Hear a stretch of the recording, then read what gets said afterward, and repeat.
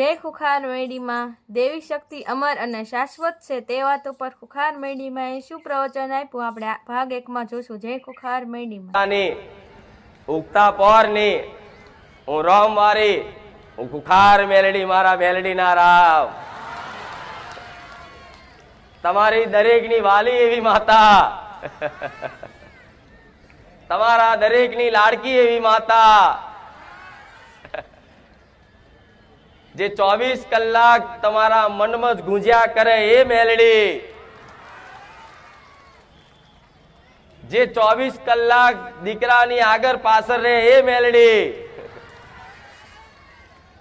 જેવા લાડ કદાચ મને મારા ભક્તો કરે છે ને એવા લાડ હોમે કરવા વાળી હું રોમ વાળી મેલડી છું.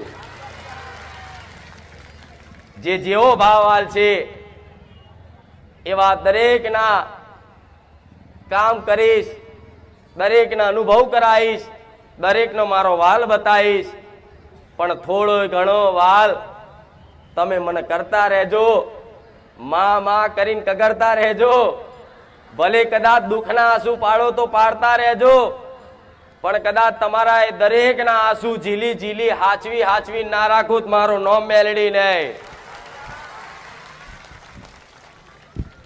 આજે કદાચ કોઈ દુઃખના આંસુથી રોતો હશે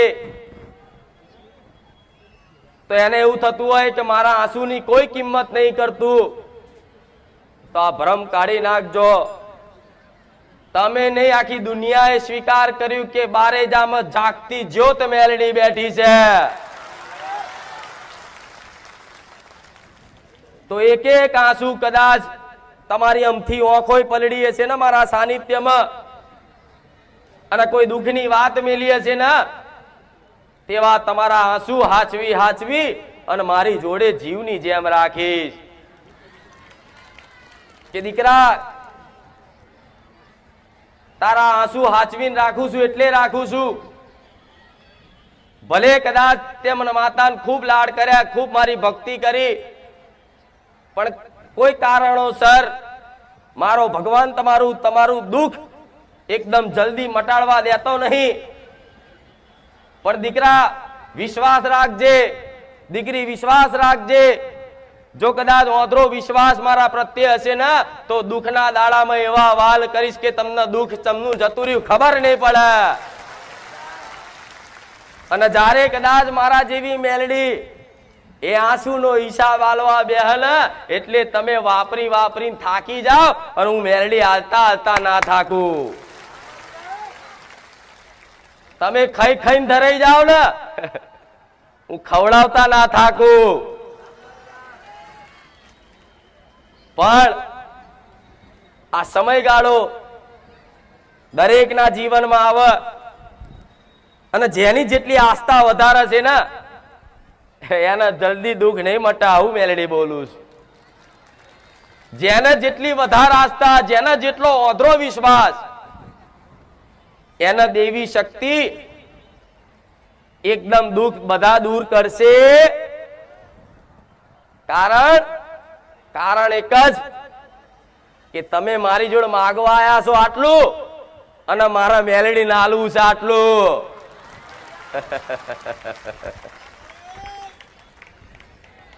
દીકરાને માગતા આવડતું નહીં, પણ મારા જેવી ગોડી મેલડીને આલતા બધું આવડે છે. તમે માગો આટલું, મનુષ્યની તાકાત ઓકાત શું આટલું જ ને, પણ મારા જેવી માતા તો એનો ભાવ જોઈ, એની ભક્તિ જોઈ અને આટલું આલવા ઈચ્છતી હોય કે જો દીકરો કદાચ મારી પર વિશ્વાસ આવ્યો છે અને આ વિશ્વાસ કદાચ મારી ધીરજની ડોર પકડી, મારી ચૂંદડીનો છેડો ઝાલી અને થોડો વિશ્વાસ ટકાઈ રાખે અને થોડો ઘણો સમય દુઃખમય તે કદાચ કાઢી અને મને મેલડીને યાદ કરીને પોકારીને યાદ કરતો રહે ને તો હું મેલડી માતા એવું બોલું છું. જગતમાં એને એવા રજવાડા બોધ્યાલું ને કે દુનિયા જોતી રહી જાય. તમે નહીં પણ દુનિયા વિચાર કરે કે ઓને મેલડીની કૃપા થઈ, અને તમે તે સમયગાળામાં કોલર ઊંચો કરીને કહો કે આ તો મારી મેલડીની દયા. તમારા દરેકના સપના છે તમારા દરેકના દુઃખ એવા છે, મને બધી જ ખબર હોય, મને ખબર હોય છે તો તમારી ઘરની માતાને ખબર છે, પણ દીકરો એક જ જગ્યાએ જો વિશ્વાસ ટકાઈને ઓધરો વિશ્વાસ રાખીને બેહી રહે ને તો આજે ને કાલે કોઈ પણ દેવી શક્તિ હોય એની હોમું નજર મારે ને, પણ આજે બારેજા ધામનો એડો લાગ્યો છે, સોલંકી પેઢીની માતાનો એડો લાગ્યો છે, રોમબારી મેલડીનો એડો લાગ્યો છે, તો આ તમારો ભાવ મારા જેવી માતાને ખૂબ ભાલો લાગે કે ભલે દીકરા દુઃખમાં યાદ કરે છે ને, ભલે તું રોવે છે ને, પણ તારું દુઃખ જોઈ અને મારા માતાના આંસુડા પડે છે, કોને બતાવવા જાઉં?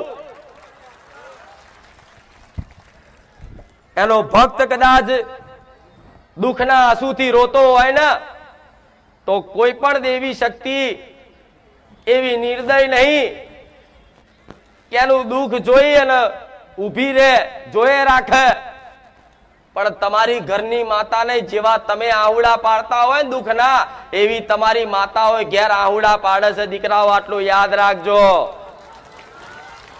તમારી કુળદેવી તે આવા આંસુડા પાડે છે. કેમ કે જો આવા ભક્તો ના હોય ને તો માતાનું અસ્તિત્વ બેકાર છે. આવા મને માતાને મોનનારા ના હોય તો હું માતા શું કરું? હું કોના પરચા પૂરું? કોનો વાલ કરું? આ સૃષ્ટિમાં એક જ મનુષ્ય, એક જ જીવ એવો છે કે જેને બુદ્ધિ, સમજ છે, યોગ્યતા છે, નહીં તો બીજી બધા જાનવરની, જીવ જંતુ, પશુ પક્ષીની યોનિમાં ગણાય છે, પણ ખાલી મનુષ્યને જ ભગવાને બુદ્ધિ આલી છે, જ્ઞાન આલ્યું છે, યોગ્યતા આલી છે અને ભગવાનને ભજન કરવાની શક્તિ આલી છે. તો મારા જેવી માતા નહીં તે આવા માણસોની જરૂર પડે, મારા મેલડીના રામ. એટલે ગરજ ખાલી તમારે એકલા નહીં હોતી, આટલું યાદ રાખજો. ગરજ ખાલી ભક્તો નહીં હોતી, ગરજ તમારી કુળદેવી માતા નહીં છે કે મારા દીકરો એક વખત મારી બાજુ સન્મુખ તો થાય. હું માતા તો રાહ જોઈને બેઠી છું કે દીકરા હારે તારી માતા. અને જો તમારી માતાને ગરજ તમારી ના હોત ને, માતાને એના ભક્તની ગરજ ના હોત ને તો કદાચ મારા સાનિધ્યમ તમારી માતાએ ના મોકલ્યા હોત. આટલો વિશ્વાસ રાખજો. તમારી માતાના દુઃખ તો મટાડું છે. ગોડા દેવી શક્તિ કોને કહેવાય? એક વખત ખાલી કૃપા દ્રષ્ટિ નાખી દે ને એટલે જન્મો જન્મના દુઃખ જતા રહે. એક ખાલી કૃપા દ્રષ્ટિ કાફી. પણ તમારો એવો લગાવ, તમારી એવી ભક્તિ એના પ્રત્યે હોવી, જેમ તમે સંસારની કોઈ પણ વસ્તુ, વ્યક્તિને કદાચ ચો પ્રેમ કરો છો, ચો મોહ રાખો છો, પૈસાનો, ગાડીનો, વ્યક્તિનો, એવો મોહ, એવો પ્રેમ કદાચ તમારી કુળદેવી દેવી શક્તિ ઉપર થઈ જાય ને તો હું માતા એવું કહીશ કે તમને હજુ એનો અનુભવ નહીં કે દેવી શક્તિ કોને કહેવાય. હજુ તો ખાલી પરચા જોયા છે, વાતો સાંભળી છે. અસલ મારો લાડ અને મારો પ્રેમ તો કોઈ ભાગ્યે જ કોઈ ખાચા દીકરાએ જ અનુભવ કર્યો હશે. કે ગોડાઓ દુનિયા ભૂલી જાઓ. તમે વિચાર કરો કે માં હું માગવા આવ્યો તો શું અને ત્યાં આલ્યું શું? પણ દેવી શક્તિ છે એવો વિશ્વાસ કરવો. વિશ્વાસ છે ને? દેવી શક્તિ છે એવો વિશ્વાસ છે ને બધાને? હા, તો દેવી શક્તિ જેમ મને જોઈને ભલે તમને વિશ્વાસ આવતો હોય કે આવા કાળા કળિયુગમાં હજુ માતાઓ મરી જઈ નહીં, જાગતી છે, એવો ભલે મને જોઈને વિશ્વાસ આવતો હોય તો તમારે તમારી કુળદેવી પ્રત્યે એવો વિશ્વાસ રાખવો પડે કે મારી માં જાગતી છે ને છે. ભલે કદાચ તમે એને અનુભવ ના થતો હોય, તમે એનો અવાજ ના સાંભળ્યો હોય, તમે એને જોઈ ના હોય, કોઈ સપને દર્શન ના આલ્યા હોય, પણ તમારા ઘેર તમારા વડવાઓ એક દીવો મેલીને જ્યાં હોય ને એ દીવો જાગતી જ્યોત હોય ને હોય, તો તમારા ખાલી જે માનો અને દીકરાનો, માનો અને ભક્તનો એક નિત્ય સંબંધ હોય. કેવો સંબંધ? આત્મીય સંબંધ.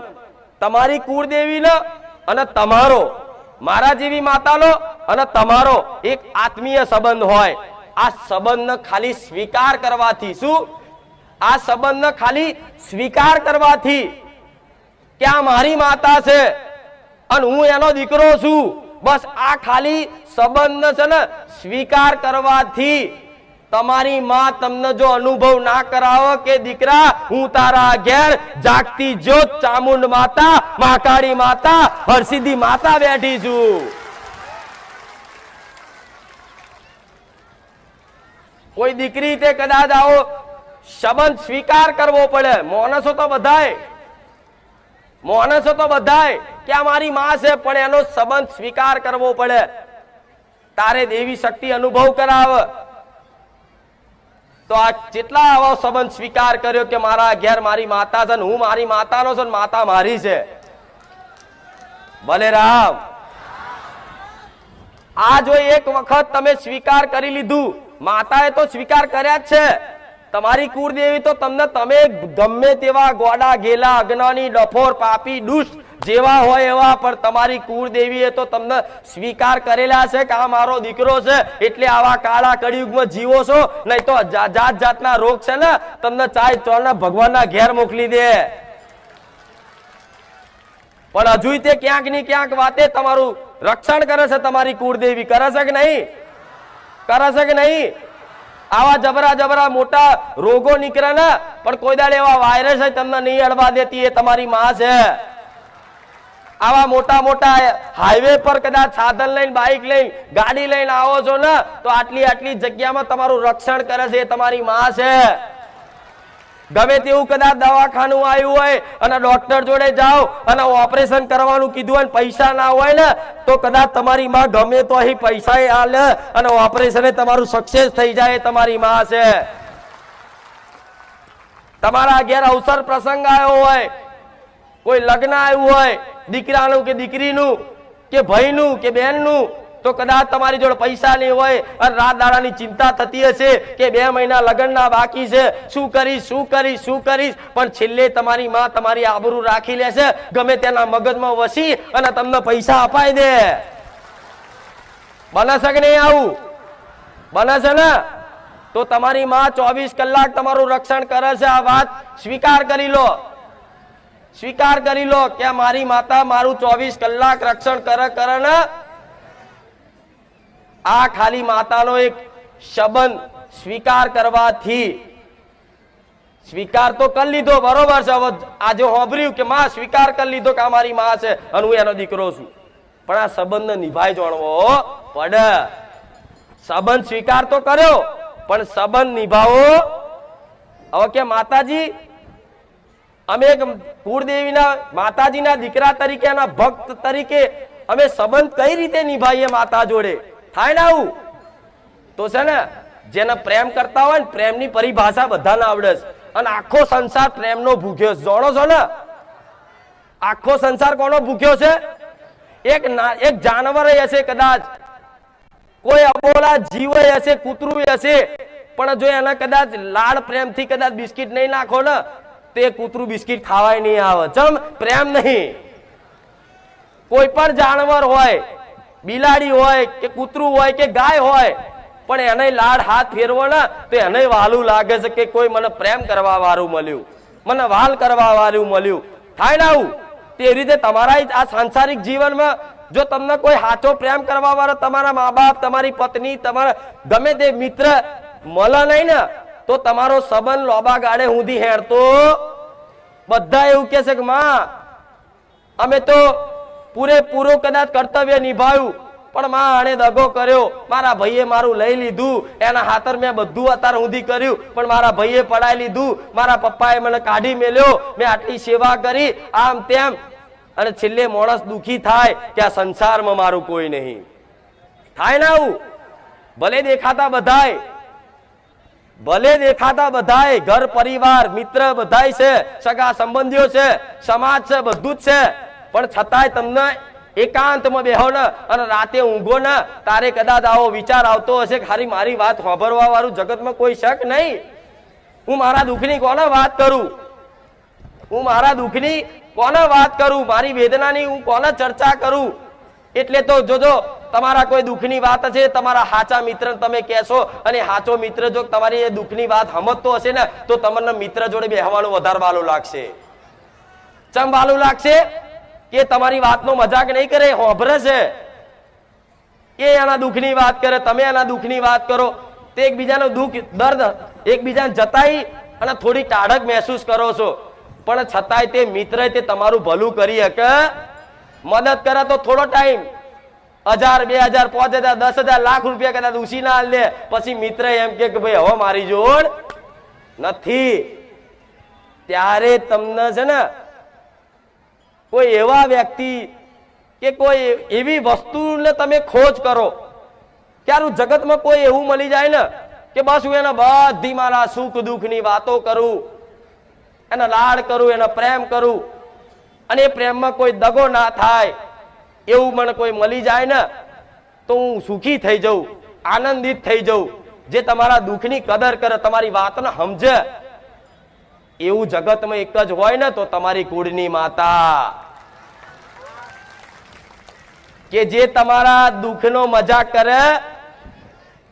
તમે જો ઈચ્છો છો ને કે મને કોઈ વસ્તુ એવું મળી જાય કે બસ મને 24 કલાક મારી સંભાળ રાખે, કોઈ તમને આજે તમે દુઃખી હોય અને કોઈ પૂછવા વાળું ના હોય, ઘરના તમને પૂછતા ના હોય તો તમને દુઃખ લાગે છે ને, અંદરથી લાગે છે ને. સારું મને કોઈ પૂછતું નહીં, મારી બાજુ કોઈ જોતું જ નહીં, બધા સ્વાર્થી છે. આવું થાય છે ને કે આટલી મેં પરિવારની સેવા કરી, મારા સાસુ સસરાની સેવા કરી, એનો દીકરો કે મારા મા બાપની મેં સેવા કરી, મારા ભાઈઓને આટલા હાચવ્યા, પણ છતાંય આ દુઃખ પડ્યું ને તો મારી વાત કોઈ સાંભળતું. તારે તમે અંદર અંદર મૂંઝાવશો, તારું કોને કહું, કોને કહું, કોને કહું, કોને કહું, એમ કરતા કરતા છે ને એક વિચાર ધર્મ બાજુ વરે, ભગવાન બાજુ વરે, દેવી શક્તિ માતા બાજુ વરે. ક્યારું હવે માતા મારું હોભરે તો મારું ભલું થાય. નકર જગતમાં ના સંસારમાં છે ને બધી જગ્યાએ મેં રાડો પાડી પાડીને કીધું કે હું દુઃખી છું, હું દુઃખી છું, પણ મારા દુઃખની કોઈએ કદર કરી. એટલે તમને દેવી શક્તિ ભગવાન હોભર્યા છે. હોભર્યા ને તો દેવી શક્તિને ભગવાનનું થવું હોય ને, અને એ ખરેખરમાં હું માતા એવું કહીશ કે જો તમે જેને પોતાના માનતા એને લાડ પ્રેમ કરતા અને ખૂબ હાચવતા ને, આજ બધાએ હાથ છોડી દીધા ને તો હવે એક તમારી માતાનો કોડું ઝાલી લેજો, વાંગરી ઝાલી લેજો. તમારી માતા જગતે ભલે દગો કર્યો, જગતે તમારા દુઃખની કિંમત નહીં કરી, પણ તમારી માતા જોડે કદાચ છે ને એક પ્રાર્થના કરીને કહેજો કે માં હું તારો દીકરો, માં હવે તું મને સ્વીકાર કરી લે, હવે હું આ સંસારથી થાકી ગયો. તારે કુળદેવી ગોડા કુળદેવી હરખના આંસુએ રોઈ અને તમે ઓગરી એના આલો ને, પેલા એની ઓગરી પકડો, પછી તમારી માં જોઈ લે કે દીકરાને ખરેખરમાં હવે મારી બાજુ સન્મુખ થયો છે, તારે તમારી માં તમારી ઓગરી ઝાલ લે. અને પછી તો શું કહું, એની તો હવે વર્ણન કરવું મુશ્કેલ છે કે માતા પરી તો શું આનંદ શું કરે, એનું તો આ શબ્દો ઓછા પડે, આ શબ્દો નહીં, આ ભાષાઓ ઓછી પડે. કેમ? જે આનો અનુભવ કરે ને એને જ આ ખબર પડે. નહીં તો દેવી શક્તિની કદાચ લાડ પ્રેમ શું છે ને એ જગતમાં કદાચ સાચો ભક્ત હશે ને કોઈ, એને જ ખબર પડે. નકર આ જગતના માતાને કોઈ સમજી શકે? માર તમારા જોડે શું લેવાનું? કશું લેવાનું? છતાંય તે હું આટલા લાડ સમ કરું તમને. તમારી ઘરની પોતાની માય કદાચ જેટલા કામ ના કરે એટલા હું તમારા કામ કરું છું. કેમ કરું છું?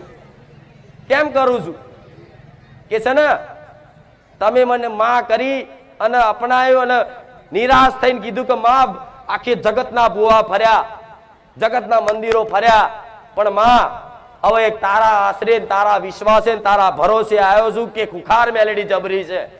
આવું હોબરી અને તમે મારા ધામમાં આવ્યા છો ને તો જબરી હું માતા નહીં, જબરો તમારો વિશ્વાસ રાખજો. જબરા પણ હું ના બતાવી દઉં મારું નામ મેલેડી નહીં. રાખશો કે નહીં? માતા જોડે સંબંધ તો સ્વીકાર્યો કે આ મારી માં છે અને હું એનો દીકરો છું, પણ સંબંધ નિભાવવાની જવાબદારી દીકરાઓની, દીકરીઓની, એના ભક્તની. હવે જેને પ્રેમ કરતા હોય, ભક્તિ એટલે પ્રેમ, ભક્તિનું બીજું નામ શું? પ્રેમ. કે બસ હવે પ્રેમમાં કશું માગવાનું આવે? પ્રેમમાં હંમેશા આપવાનું આવે. પ્રેમમાં શું આપવાનું આવે? કઈ પણ ભાવ, લાડ, પ્રેમ, કઈ બી વસ્તુ, સેવા, સમર્પણ, બધી વસ્તુ એને આપવામાં આવે. જો કદાચ એ તમે ભક્તિ કહેતા હોય કે હું મારે કુળદેવીની ખૂબ ભક્તિ કરું છું અને હોમે જો માતા જોડે કઈક માગો છો ને તો તમારી સાચી ભક્તિ નથી. સમજ પડે હું કહું છું એ? જો તમે એમ કહેતા હોય કે માં અમે ભક્તિ કરીએ છીએ મારી કુળદેવીની, અમારી મહાકાળીની, અમારી હરસિદ્ધિની, અમારી શક્તિની, અમારા ખોડિયારની, અમે ખૂબ ભક્તિ કરીએ છીએ, તો આ ભક્તિ નહીં, આ તમારો ભ્રમ છે. પણ ખરેખરમાં તમે સોદાના ભક્તિ સમજો છો. માં આટલું આલું છું, આટલું થઈ જશે, મારી આ અરજી છે પાસ કરી આલજે, મારી લોન મેલી છે કરી આલજે. આ છે ને સોદા કરો ને જેને જોડે, તો વાસ્તવિક ભક્તિ કહેવાય.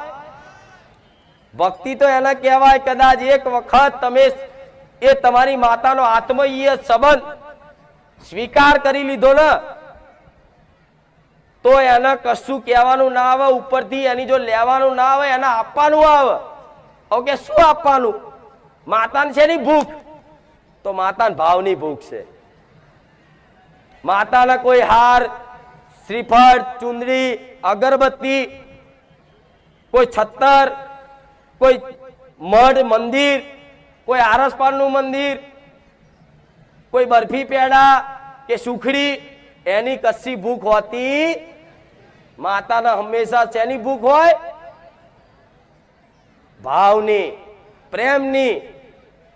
હવે એ પ્રેમ છે ને તમારે ન્યોછાવર કરી દેવો પડે કે માં હું તારો દીકરો છું, અને એમ કરી અને માના લાડ ચાલુ કરો, પ્રેમ ચાલુ કરો ને, અને એની હાથર હારી હારી વસ્તુ લાવીને તેનો જે ભાવ હોય, તમારા અંદર જે ભાવ જાગે કે માં લે આ તારી હાથર માં હું ફ્રૂટ લાવ્યો છું, માં સ્વીકારજે. મારી આજે બજારમાં જોતો ને તો માં આ ચુંદડી મસ્ત લાગતી હતી માં, અને મને વિચાર આવ્યો કે મારી ચામુંડ માતાને ઓઢારીશ તો કેવી લાગશે, તો માં ચુંદડી તારી હાથર લાવ્યો. માં હું બજારમાં નીકળ્યો ને તો માં જોયું કે તારા ફોટો એક મસ્ત છે લાઈટ વાળો, પણ મારા જોડે પૈસા નહીં. માતા પણ પૈસા આવશે એટલે આવો મારા ફોટો લાવો છે. તો તમારી માતાએ હોંભરી જાય કે દીકરાએ મારો આટલો મોટો ફોટો લાવવાની ઈચ્છા કરી છે, અને તમારી માં જે પૈસા આલે અને એ જ ફોટો લઈને આવે તમારા ઘેર. થાય કે નહીં આવું? પણ એના આવો લાડ કરવો પડે. તમે ચોક બહારગામ જાઓ, ક્યાંય બી ધામ ફરવા જાઓ, અહીં બહાર મેળો લાગે છે, તો તમે તમારા દીકરાઓને, દીકરીઓને, નાના બાળને પ્રેમ કરતા હોય તો કેવું ઘેર હોય તો કે લાઈન મારા છોકરા હાથર રમકડું લઈ જાઉં, લાઈન એની હાથર કઈક ફ્રૂટ લઈ જાઉં, કેરા લઈ જાઉં. થાય ને આવું? સાહેબ એના વાલ કરો છો, એની ચિંતા છે તમને, તો તમને આવી ચિંતા હોવી જોઈએ તમારી માતાની કે આજે અમે બહારગામ જ્યાં છે લગ્નમાં, હારી મારી માતાનું રોજ ભોણું ધરાવું છું, પણ હારું આ લગ્નમાં જમવા જવાનું તો હારી મારી માતાને ભૂખ નહીં લાગી હોય?